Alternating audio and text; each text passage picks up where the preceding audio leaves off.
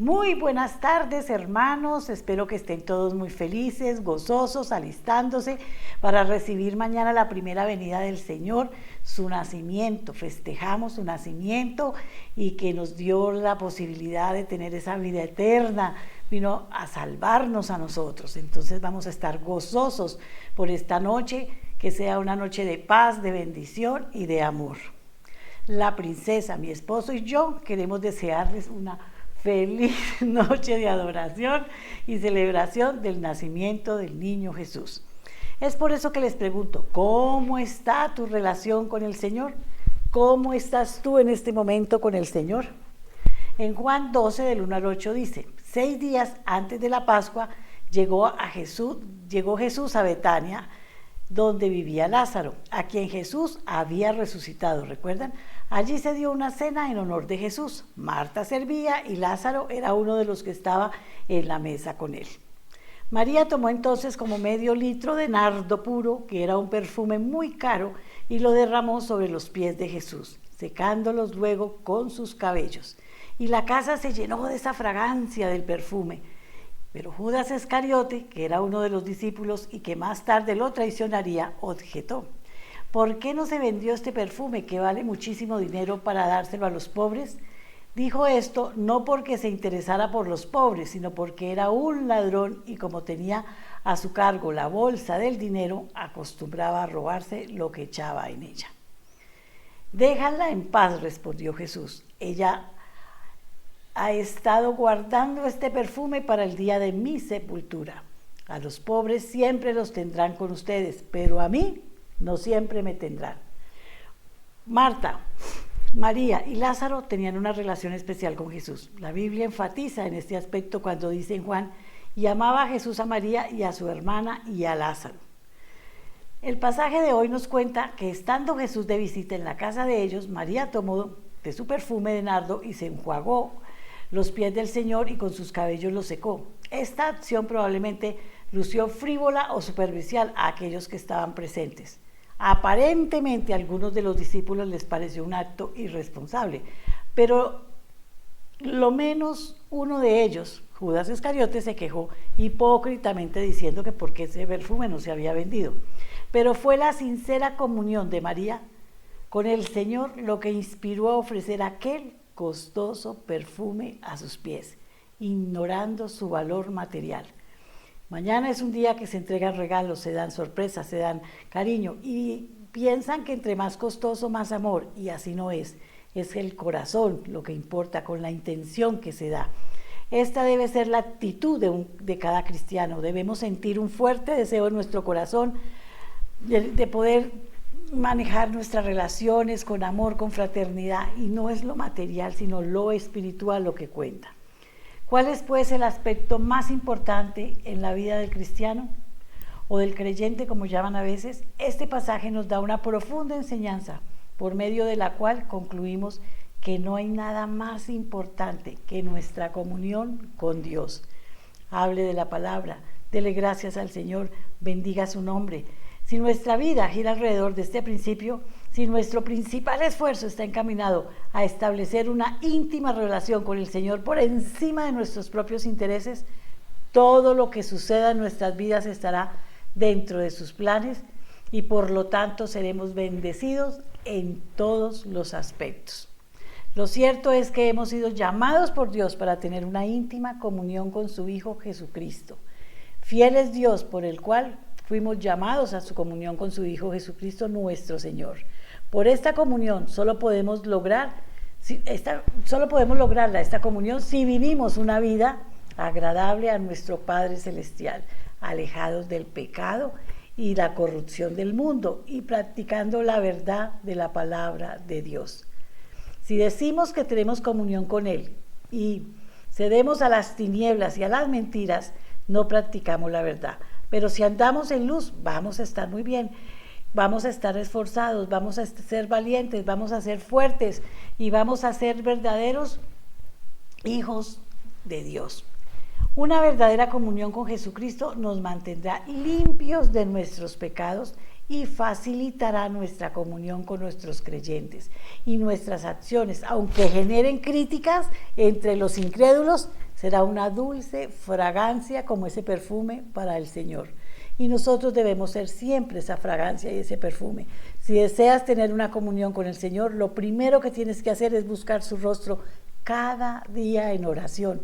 No mañana porque nace, no mañana porque es la fiesta, sino cada día tenemos que buscar de su palabra, meditar en ella y aplicarla a nuestra vida. No hay otra manera. Hazte el propósito de pasar tiempo a solas con el Señor diariamente, preferiblemente temprano en la mañana antes de comenzar tus actividades del día. O en cualquier momento que te resulte fácil, pero pues mañana, que madruga Dios le ayuda, ¿no?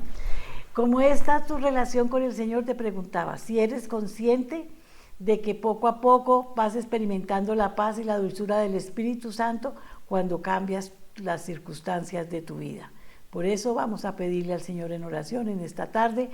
Padre Santo, ayúdanos a recordar siempre que lo más importante en nuestra vida es buscar de ti y tener una sincera y constante relación contigo.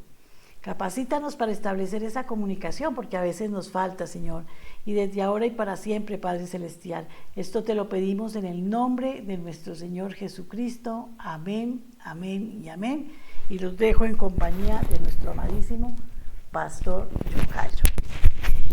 Quiero agradecerles, de verdad, este año ha sido un año de sorpresas, un año de muchos cambios, pero un año donde hemos podido ver el amor de Cristo y el amor de los hermanos que están con nosotros, que nos han apoyado.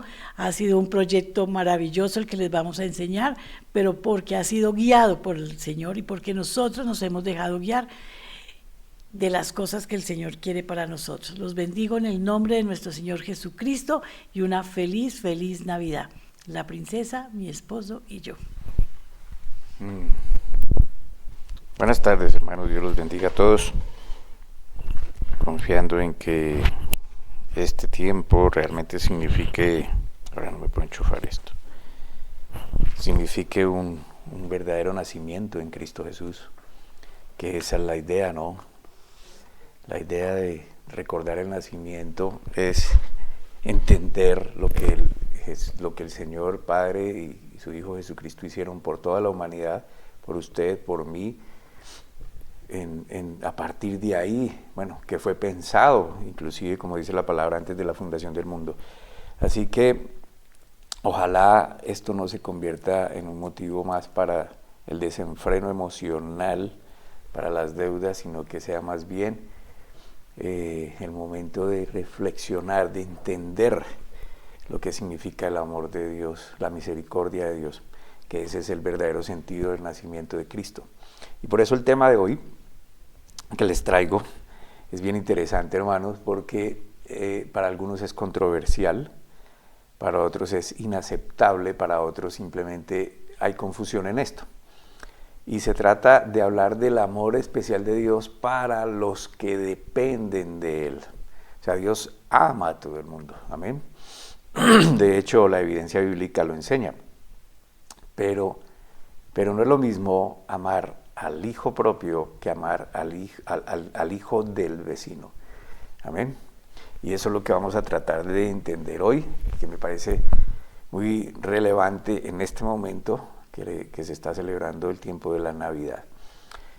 Y entonces le pido que por favor se desconecte de todo, dedíquele este tiempito al Señor, no es mucho tiempo, a aprender algo más. Es interesante escuchar sobre todo lo que enseña la palabra de Dios.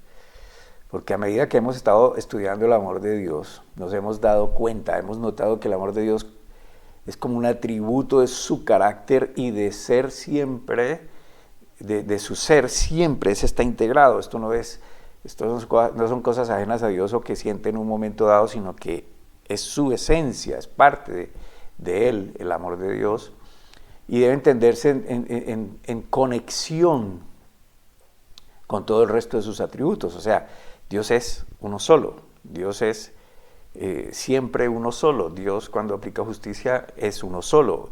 Él no separa unos atributos de otros como de pronto si lo hacemos nosotros en el estado humano. Amén. Dios es perfecto. Y también hemos entendido que su amor es un amor eterno, es un amor inmutable, es un amor leal, es un amor firme, es un amor santo, y asimismo hemos visto varios aspectos de la forma en que estas otras características del amor de Dios nos ayudan a entender su naturaleza que, como en primera enseñanza les dije y lo define la Biblia, Dios es amor. Entonces su esencia es ser amor. Y hoy vamos a ver este aspecto un poco, como les decía, controversial sobre el amor de Dios, porque la manera de explicarlo invita a darnos cuenta de que Dios tiene un amor especial por aquellos quienes depositan toda su confianza, su vida en sus manos. Cuando decimos creer a Dios, lo convertimos en nuestro Señor y entregamos esa confianza a Él y hacemos como Él nos enseña, porque creemos que lo que Él nos enseña es la verdad. Amén. Y así como el amor de Dios es soberano, su amor, aún cuando se manifiesta a todos por aquellos que dependen de Él, y a esto le llamamos fe en Dios, creer a Dios, es de alguna manera especial, diferente al que derrama sobre todos los demás. La Biblia dice que las misericordias de Dios son nuevas todas las mañanas. ¿Y para quién cae? Para todos. Amén. Pero hay una diferencia especial en el trato cuando hay intimidad. Y para muchos existe, por ejemplo, la predestinación, de lo que habla la Biblia desde el punto de vista la elección de Dios entre unos que serán salvos y otros que Él decidió no lo serían.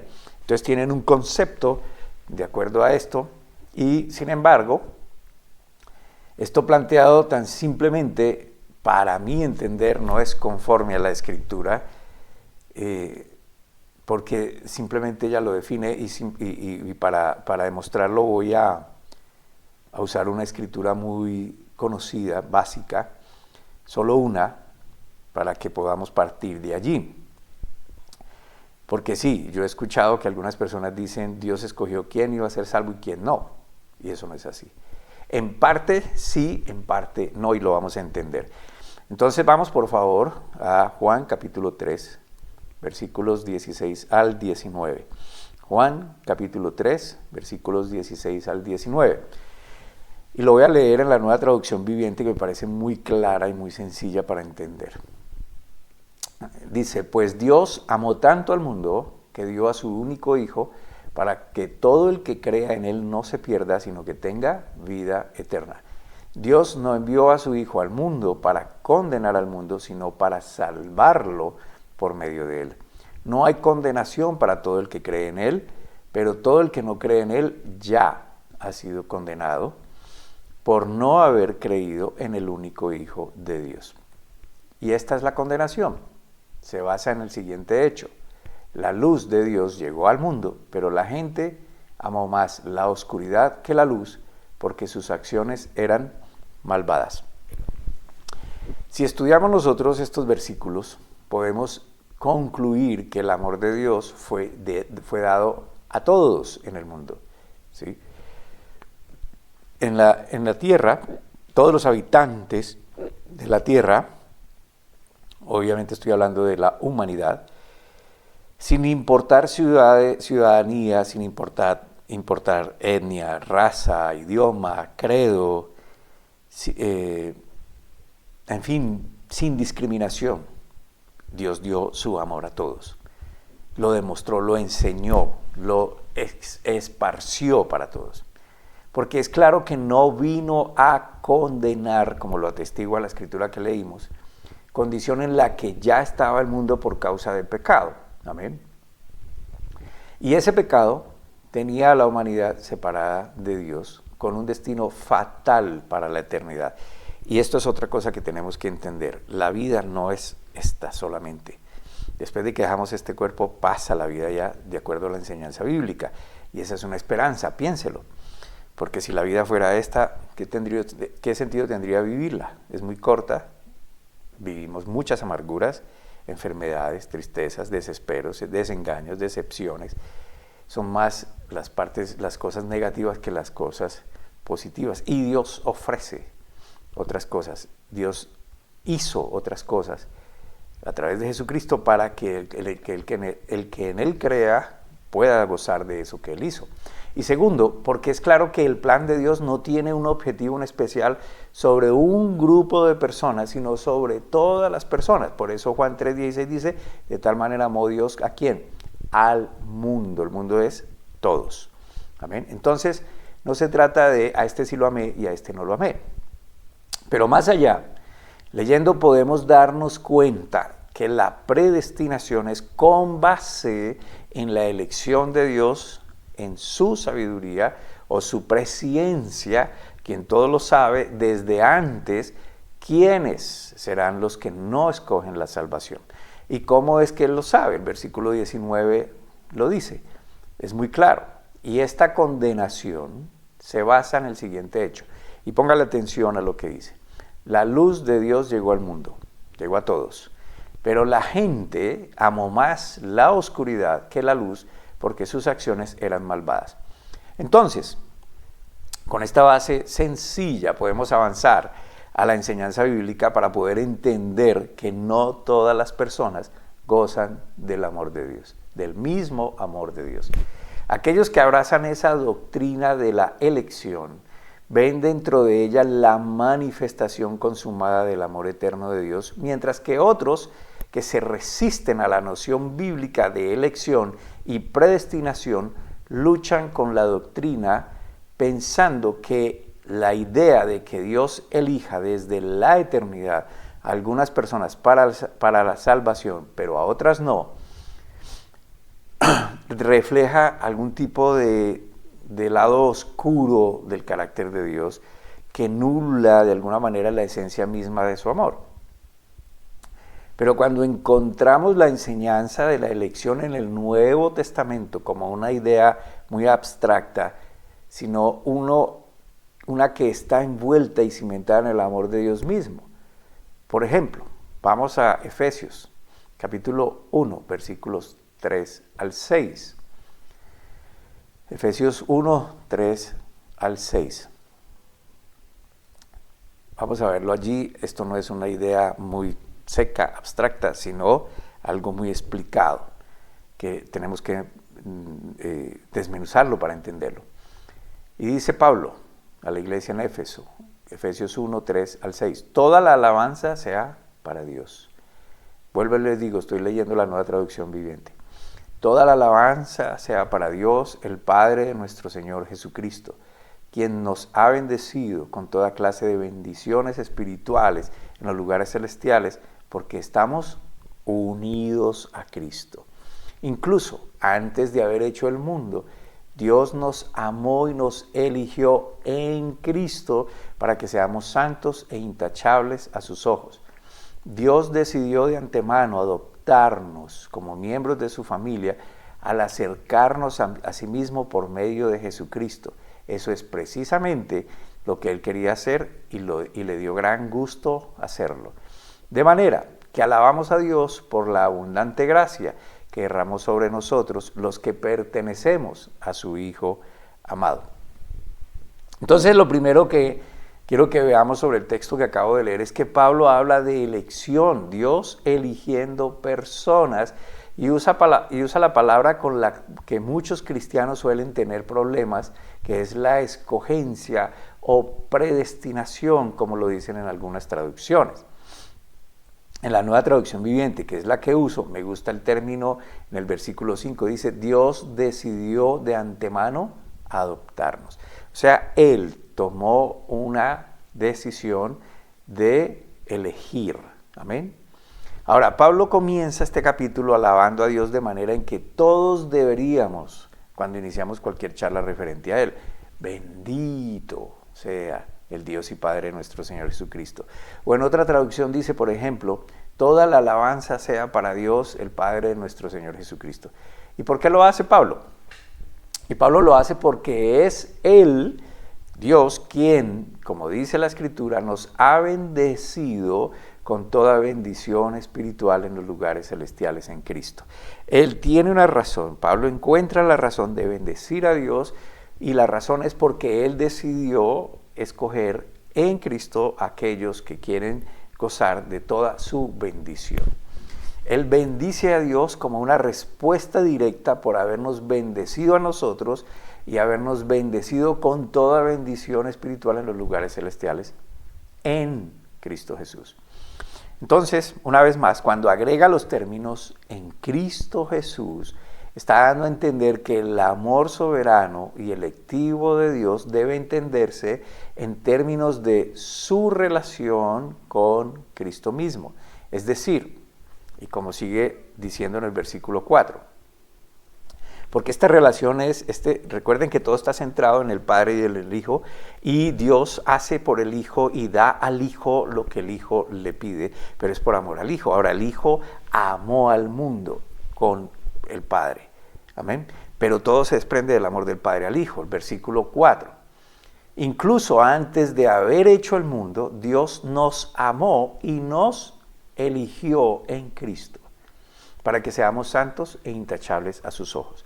Cristo es el afecto especial del amor de Dios, es el objeto especial del amor de Dios, y Él nos ama a través de Cristo. Nos dice que Dios elige soberanamente a su pueblo. El nosotros se refiere aquí a los creyentes con la connotación de que fue antes de la fundación del mundo. Pero recordemos que se establece en la fe de aquel que Dios sabe va a creer en Jesucristo, su amor, su sacrificio redentor. ¿Y el propósito cuál es? ¿Para qué esto? Como dice allí más adelante, para que seamos santos y sin culpa delante de Él en amor. Ahora, la meta de la predestinación es nuestra santificación. Santificación que se logra en Cristo, no por usted. Pero que usted responde al amor en Cristo y empieza a entender la verdad y comienza a desechar lo que puede manchar esa santificación. ¿Y cómo lo hace? Por medio de su palabra, aplicándola. Entonces, por eso la palabra también dice, su palabra es santidad. Amén. Si usted la usa, usted camina en santidad. El propósito de la elección soberana de Dios es crear de la humanidad caída un remanente santo, una porción redimida, un remanente que cumplirá el propósito original de la creación, el cual es que los seres humanos puedan imitar y reflejar la santidad propia de Dios, el carácter propio de Dios, aún en esta tierra y obviamente en la eternidad. Por eso la Escritura también dice, sean santos porque yo soy santo. Pero por naturaleza, la humanidad no es santa, es pecadora. Él inyecta su santidad. ¿Amén? Y usted vive en esa santidad. Y usted se aplica, se ajuicia, usa la palabra de Dios para vivir en esa santidad. Entonces, desde toda la eternidad, Dios mira hacia abajo a la humanidad, sabiendo de antemano de su corrupción, de su caída, pero no está dispuesto a permitir que esa caída del hombre, de la humanidad, el pecado, sea el capítulo final de la creación, de esa especial creación. Sin embargo, de la gran humanidad caída, Él determina, por el gran amor con el cual ama al mundo, redimir a una porción de estas personas en Cristo Jesús para que puedan ser lo que la humanidad estaba destinada a ser en primer lugar, santa y sin culpa ante Él en amor. Y solo habla la Biblia de una porción, de un remanente, por lo que dice el versículo 19 de Juan 3, que leímos al inicio. La gente no cree. Por eso es solo una porción. No es porque Dios quiera escoger solo a unos, sino porque la gente escogió o no escogió. Amén. Y son más los que no escogen a Dios que los que sí escogen a Dios. Entonces podemos ver más claramente que ese amor selectivo de Dios no está determinado por no es determinado por esa soberanía de Él, sino por la decisión de cada persona de creer o no en Él y a Él.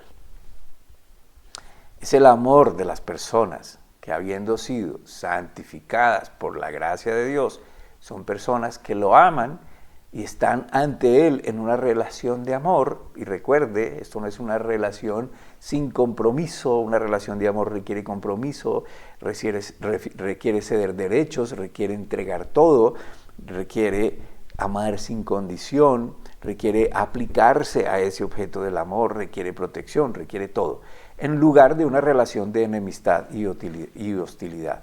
No se trata de que en esa relación Dios es el que me sirve a mí, yo sirvo a Dios. ¿Y cómo sirvo a Dios?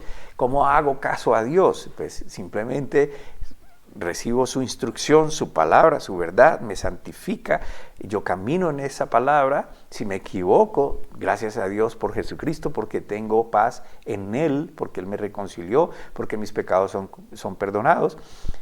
Pero a la vez que comienzo esa transformación en mi vida, estoy transmitiendo a Dios a los demás, no solo con palabras, sino con hechos. Amén.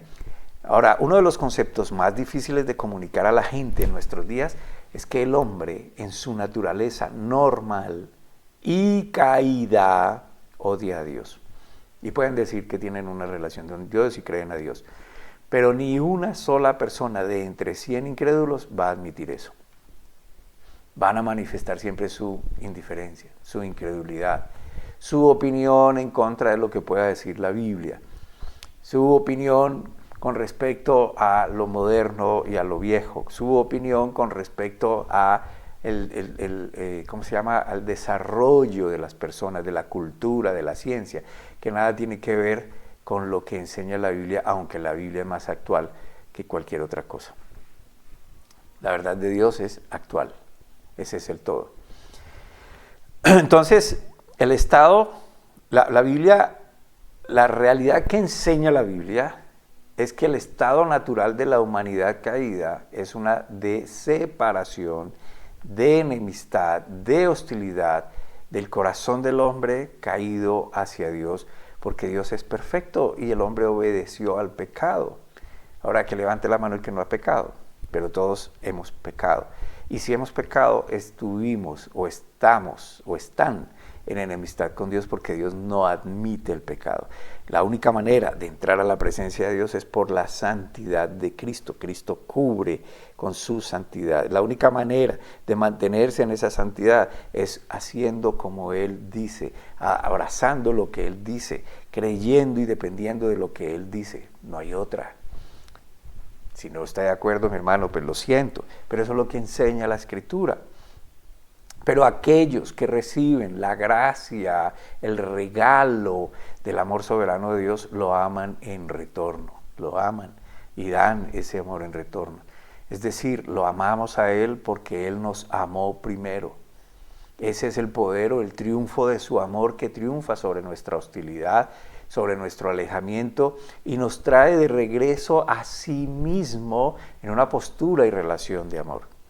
Somos escogidos en Cristo y debemos ser presentados ante Él en amor.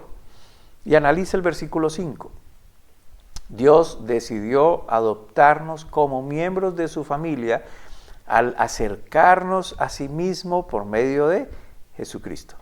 Entonces fuimos predestinados para ser adoptados en la familia de Dios. Y esta es la belleza de este amor soberano y electivo.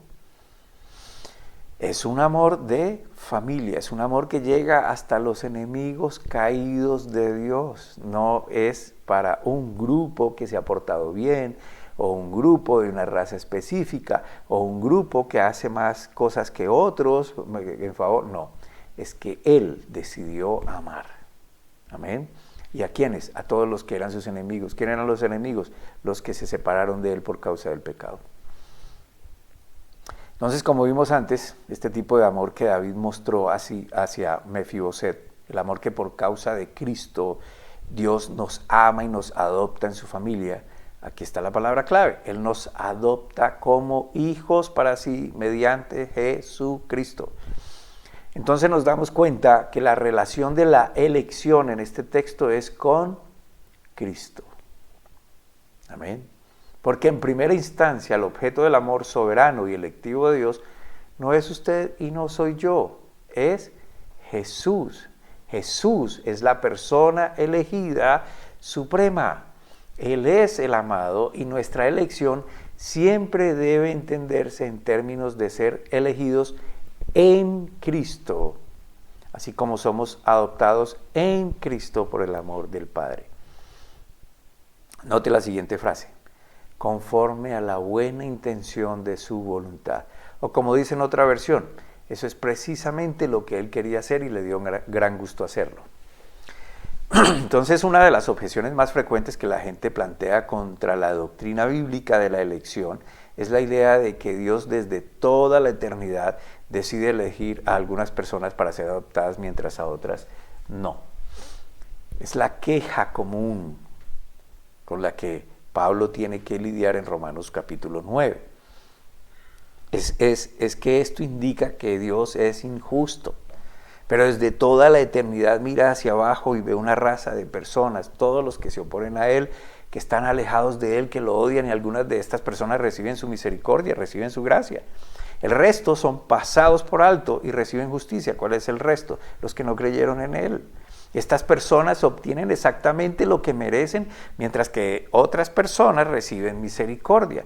De nuevo, cuando Pablo enseña en Romanos capítulo 9, anticipa la objeción común de la gente cuando dice, no es justo. Y Pablo les dice, ¿que hay injusticia en Dios? De ninguna manera. Porque la suposición que hacemos es esta, que si todos son culpables y Dios decide perdonar a algunos, entonces debe perdonar a todos. Y la verdad es que perdonó a todos, pero no todos decidieron recibir el perdón. Cuando pensamos de esa manera, no entendemos la gracia en absoluto, porque pensamos que la gracia es algo que Dios debe mostrar, algo que la gente merece. Y en primer lugar, si se lo merecen, entonces ya no sería gracia. Si se lo merecen, entonces no es misericordia.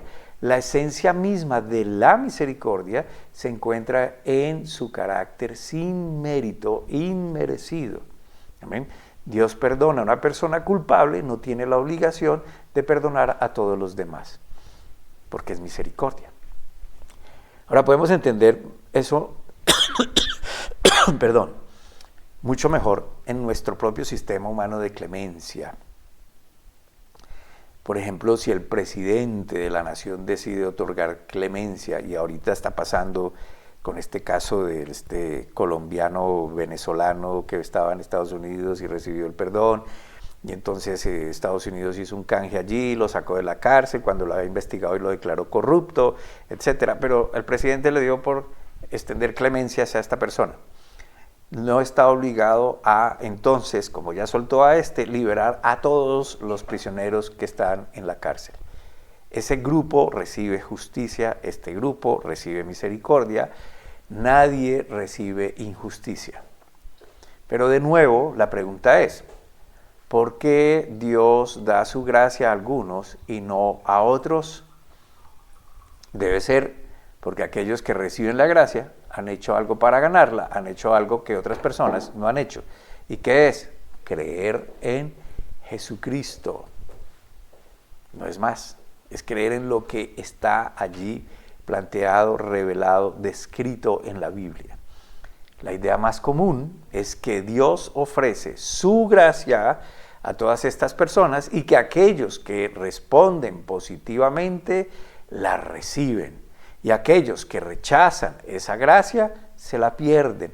Así que en el análisis final, la decisión primordial descansa en la fe de las personas y no en Dios. Amén. Yo espero estar siendo claro con este tema, porque es importante que lo entendamos. Dios hace esta selección sobre la base de algo que hacemos. Si la razón de nuestra elección no se encuentra en nosotros, como la mayoría de la gente quiere creer, entonces no sería gracia. La acusación que viene no es que Dios es injusto, sino que Dios es arbitrario, que es caprichoso, que está jugando a los dados con los seres humanos. Pero la Escritura da una razón de por qué Dios elige a ciertas personas y consiste en que Dios hace esta elección de los objetos de su gracia conforme a la buena intención de su voluntad. Perdón, ese es el punto. el punto más difícil de aceptar para nosotros, porque creemos que sea decidido por nuestra voluntad. Usted no puede decirle a Dios lo que Él tiene que hacer. Él lo hace y lo hizo de una manera y así está. Pero Él no lo hizo para una persona, sino lo hizo para todos. Pero esa es su manera porque Él es soberano. La salvación eterna está determinada por la voluntad de Dios. Hacer algo de manera arbitraria es hacerlo sin entendimiento, sin razón. Hacerlo de manera irracional, caprichosa, al azar. Y Dios nunca ha hecho nada irracional. Dios nunca ha sido arbitrario o caprichoso desde toda la eternidad. Él no sabe cómo ser arbitrario porque Él es perfecto. Dios quiso mostrar su gloria, honrar la obra perfecta de su Hijo, eligiendo una porción de la humanidad caída para presentársela a su Hijo como regalos. Usted, por ejemplo, lee con frecuencia en el Nuevo Testamento cuando Jesús declara, habla de aquellos a quienes el Padre le ha dado, sobre todo en Juan capítulo 17. Y aquellos a quienes el Padre le ha dado, ninguno se perderá.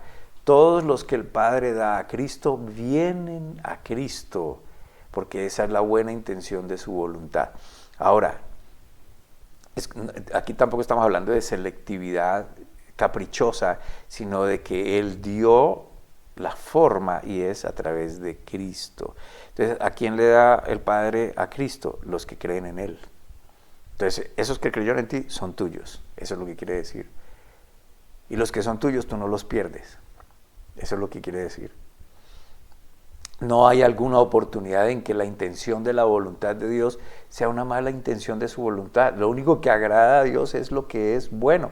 El único placer que tiene en su voluntad es hacer lo que es correcto. Por eso la escritura que hemos leído en Efesios nos dice que Dios elige según su voluntad, según su intención, que es una buena intención.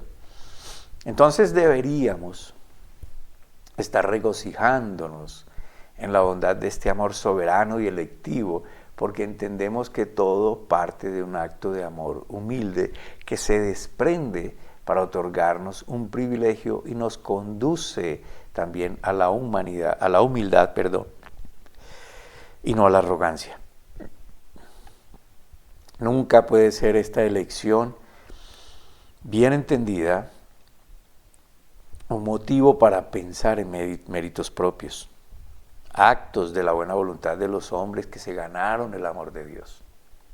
Nunca puede ser entendido este amor como algo que conduzca a una persona a envanecerse pensando que puede lograr que Dios la ame más haciendo obras o porque hace obras. Todo se origina del amor de Dios hacia los hombres que deben responder a ese amor de manera humilde y genuina.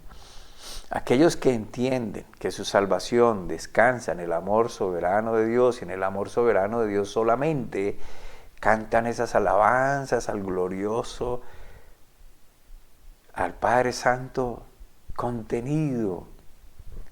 Esas alabanzas con un gran contenido de su gracia, exaltando esto, exaltando su misericordia. Como dirían los apóstoles, amados, cuán gran amor nos ha otorgado el Padre, que seamos llamados hijos de Dios.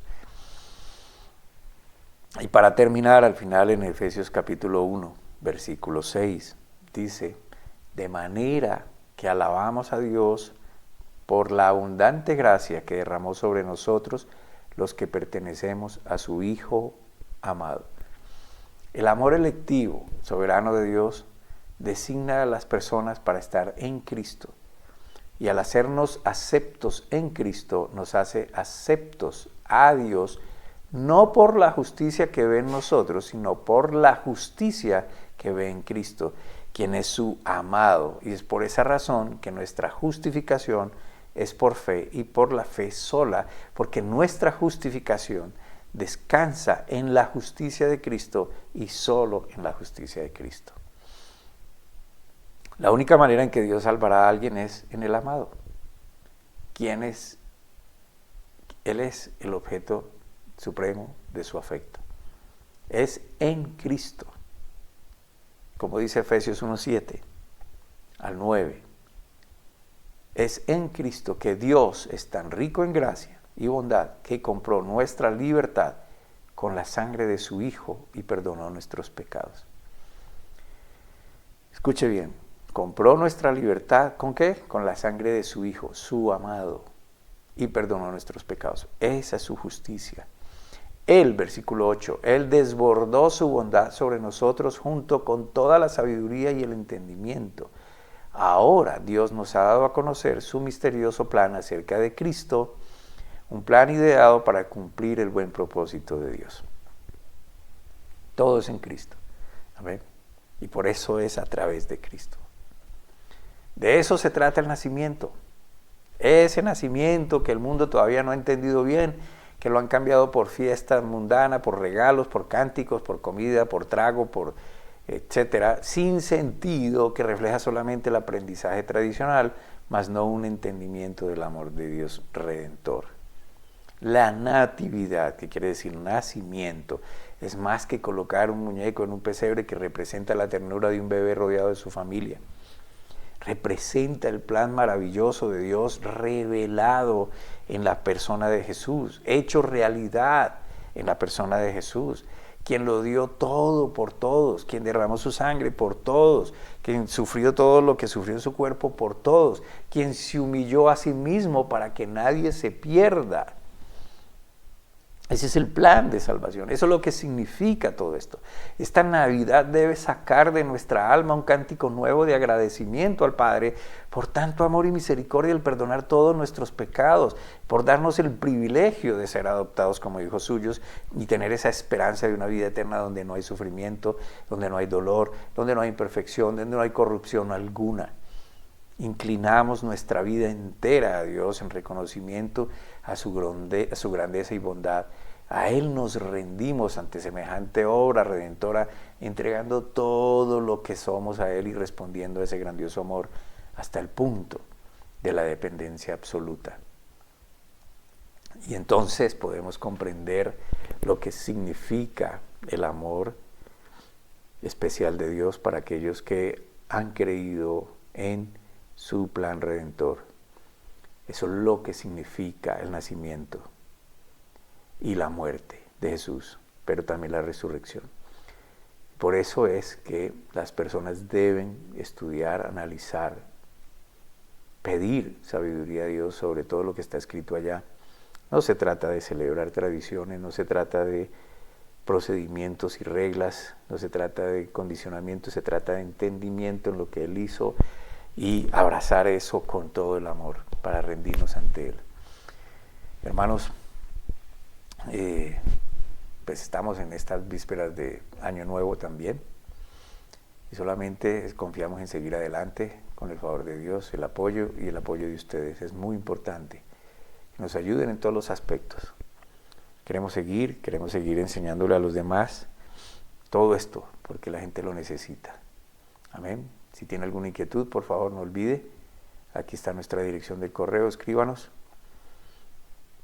Y si en su generoso corazón está el ayudarnos, pues aquí también le dejo la información. Mientras tanto, le damos gracias a Dios Padre Todopoderoso por esta maravillosa enseñanza, Señor, por permitirnos conocer, Padre Santo, que tú eres un Dios misericordioso, Dios de amor, un Dios que hizo un plan en su Hijo Jesucristo para que todo aquel que en Él crea no se pierda y tenga vida eterna. Y yo te pido, Padre, que abras el entendimiento, el corazón de todas las personas que nos escuchan y permite, Señor, que ellos puedan llegar a ese entendimiento, puedan abrazarte como su Señor y Salvador, para que puedan gozar de la paz, de ser perdonados y de tener una esperanza de vida eterna. Gracias, Señor, en Cristo Jesús. Amén.